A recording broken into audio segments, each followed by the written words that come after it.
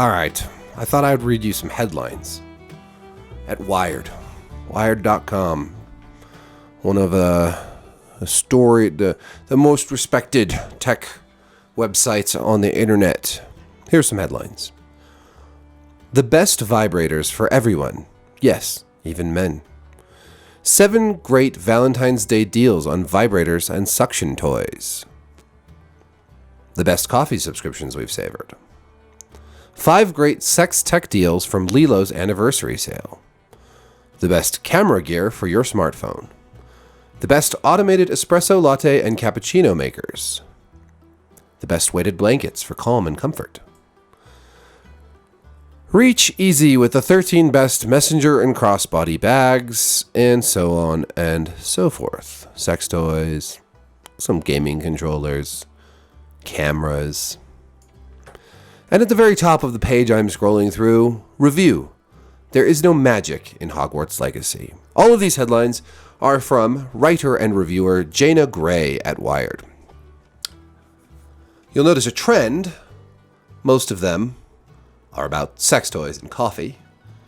And yet somehow at the top of this page there is Wired's review of Hogwarts Legacy. Odd.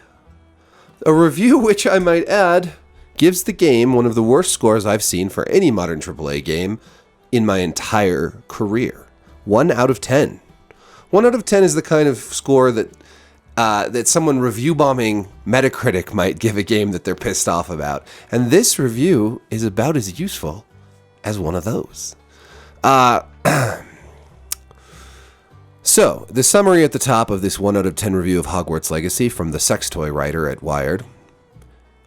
The Wired, it helped me say goodbye to the setting for good.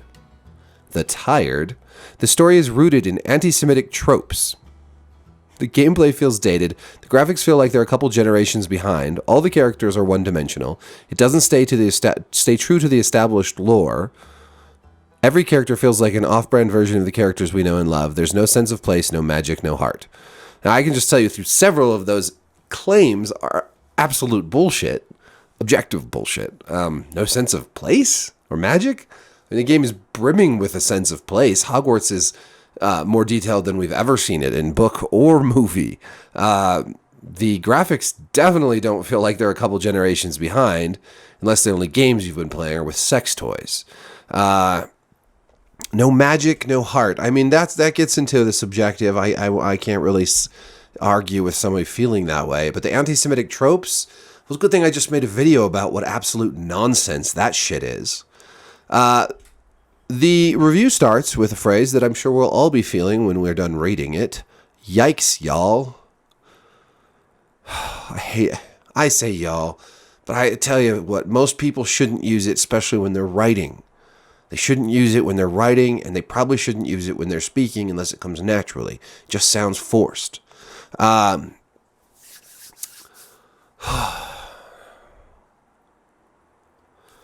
So, I'm going to just scroll through this. I won't read the whole thing because, good Lord, it's long.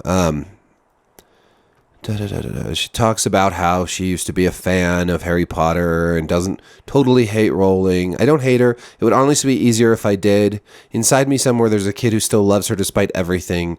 That kid has a lot of experience loving people who hurt her. She never asks why. She just wants to know what she did wrong and how she can fix it. Oh, my God. We don't need these details in your review of Hogwarts Legacy.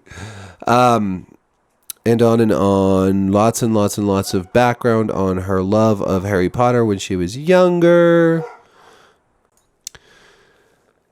And then we come to, I thought I'd spend a lot of time in this section nitpicking, going over every grievance I have with how this game deviates from the source material, how dated it looks and feels, and how every character just feels like an animatronic Chuck E. Cheese robot waiting for you to come by and put a quarter in so it can say its one line of dialogue and perform a grim, herky-jerky facsimile of a living being. But there are no nits to pick, it's just lice all the way down. I swear to God, this person played this game like 20 minutes of this game or watched a trailer and decided that this is what the game was. For one thing, deviations from the source material, it's so bizarre to even talk about that unless you're going to come up with an example. It doesn't look dated. I mean, it's not like the cutting edge graphics you might see in like a Naughty Dog game or something, but they also don't look like animatronic Chuck E. Cheese robots, and they don't just have one line. I mean, there's a lot of dialogue, and it's well acted, and the facial animation's pretty good, actually. I mean, all you have to do is watch some gameplay to see that. The longer I spent in this version of Hogwarts, the more I could feel a tangible absence. There's definitely something missing.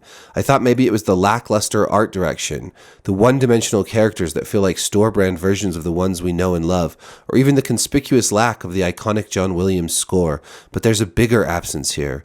There's a hole where this game's heart should be. You can't see it at first. You have to really feel around its edges. Stop looking for what is there and start noticing what isn't. There's no sense of place. The world is lifeless. Character models and facial animations are present but somehow absent. The characters are animated, but they certainly don't feel alive. Okay, this is a game where as you walk through Hogwarts, you'll notice a ghost string quartet playing. You'll hear the music. Peeves will pop up and tell stories and jokes. You'll hear characters talking about their day. Like I mentioned a moment ago, Hogwarts itself is extremely detailed and really fun to explore. And there's a whole world around it. Not just Hogsmeade and the Forbidden Forest, but other little hamlets. You can fly around on a broom. A lot of these characters have interesting stories. Like one of the characters tells you a bunch of the background from going to their wizarding school in Uganda. This is not a perfect game, and I'm not trying to make it out to be a perfect game by any means. But all of these assertions feel like they didn't actually come from playing this game. They just were made up so that they could write this screed that barely qualifies as a review. Let's continue, shall we?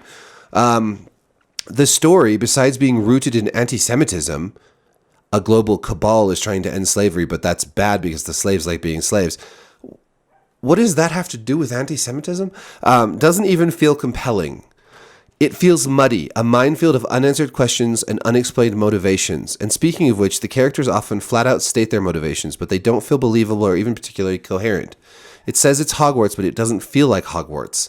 Even despite the controversy around Rowling herself, the game feels like it was put together to tap the eager nostalgia of fans without any attention to making it actually worth playing. How come there's actually no summary of the story, the actual story? Like, this is all just assertion without examples. Like again, like if you hadn't played this game, you might say this stuff.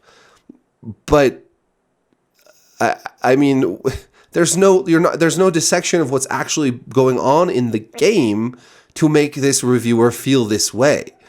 What's wrong with the story? Oh, it's muddy. Oh, characters flat out state their motivations. I mean, characters discuss a lot of things. Why haven't you mentioned even the basics of the plot? Let's see.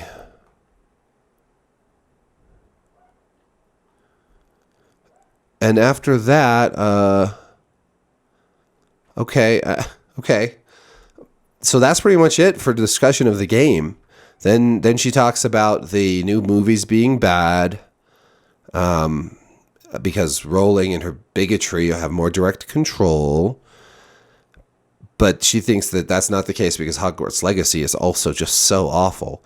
There's a direct correlation between how open Rowling becomes about her bigotry and how flat and heartless Wizarding World media becomes.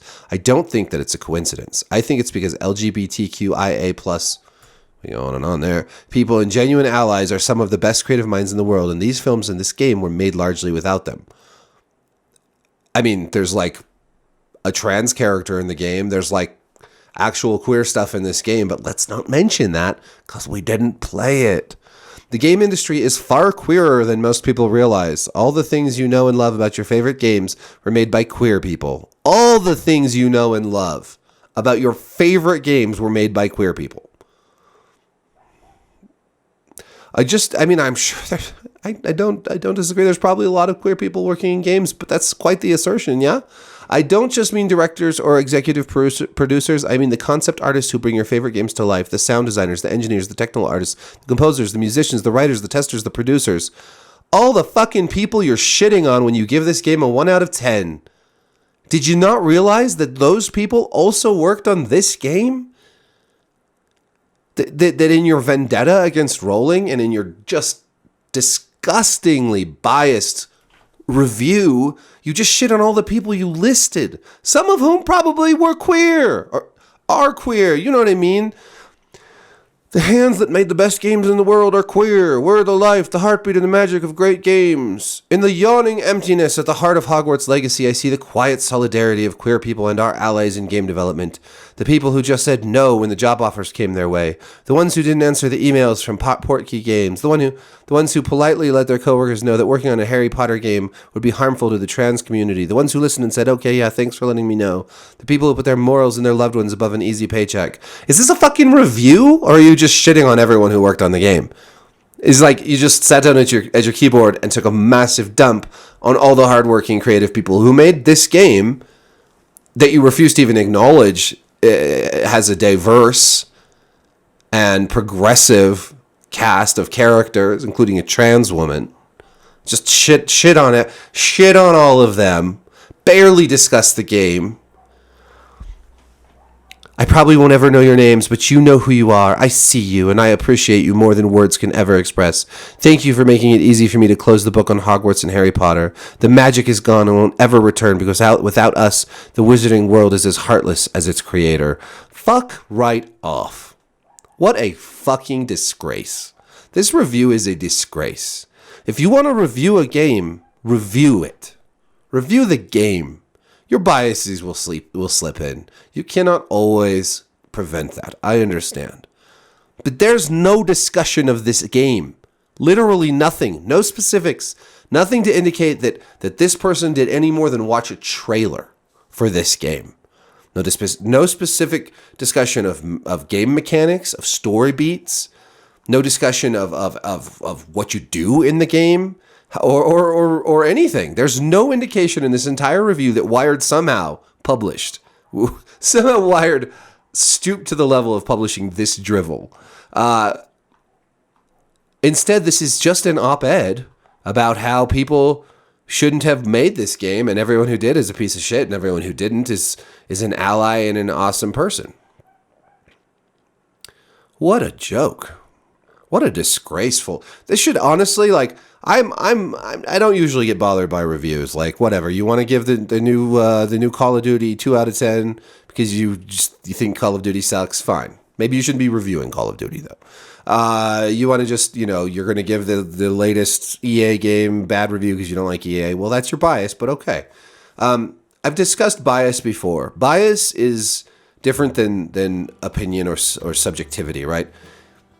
If you hate J.K. Rowling and then you write a review of a game associated with her and you base that review on your hatred of J.K. Rowling rather than the merits of the game, that's bias.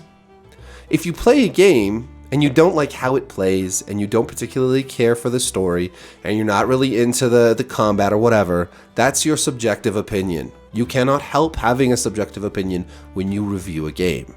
Even when you try to be objective. The point of a review is for some subjective opinion to filter into that review. However, bias is something that everyone should try to avoid. Even if you can't do it 100%, even if it's bound to slip in, you should come to any game, to anything, and write an unbiased review with your opinion of the game on its own 2 feet. Or you should fuck right off and not write a review of the game. Because this is literally unethical. This review here is a great example of a failure of ethics. And the reviewer should stick to sex toys and coffee. And again, I don't think, please don't, go find this person on Twitter and yell at them. Because that's bad. I've just lost all respect for this publication. Because this is just an absolute journalistic malpractice right here. The 1 out of 10 score is clearly bullshit. It's literally a grown professional person review bombing a game because they don't like J.K. Rowling. And it's pathetic. It is frankly just pathetic. So, my God, my goodness, my Lord. What a joke. What an absolute joke. I don't know what to say. There's no substance here to even criticize. This is just an attack on Rowling and a disgraceful commentary, not because she doesn't like Rowling, that's fine, that's her business, but to call this a review of the game, which I think it's pretty obvious she didn't actually play. That is just absolutely disgraceful. So I give up.